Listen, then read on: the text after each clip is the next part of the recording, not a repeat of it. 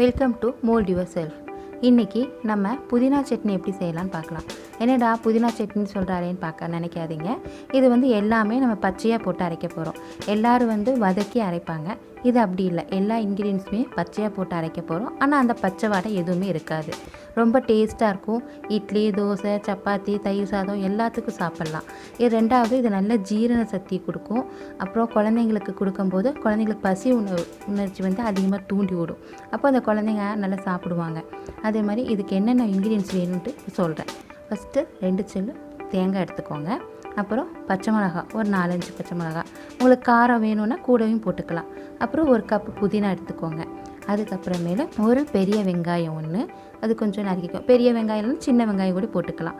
அப்புறம் 4 பல்லு பூண்டு, அப்புறம் உப்பு கொஞ்சம் புளி, இதெல்லாம் எடுத்துக்கோங்க. எடுத்துகிட்டு முதல்ல ஒரு மிக்ஸி ஜாரில் தேங்காய் போட்டுக்கோங்க, பச்சை மிளகா போட்டுக்கோங்க, பூண்டு, வெங்காயம், புளி, உப்பு எல்லாம் போட்டு நல்லா கொஞ்சம் நைஸாக அரைச்சிக்கோங்க. ஓரளவுக்கு நல்லா அரைஞ்சிடுது இல்லைங்களா?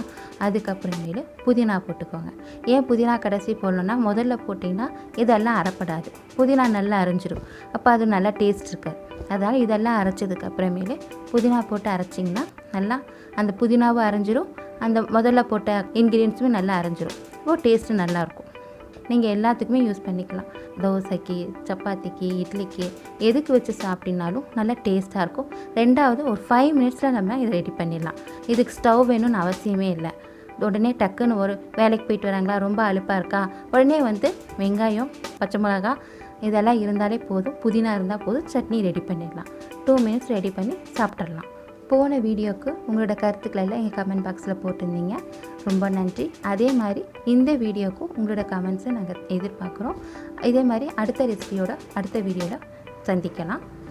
தேங்க்யூ ஃபார் வாட்சிங் மோல்ட் யுவர் செல்ஃப். அந்த மதுர மல்லிப்பூ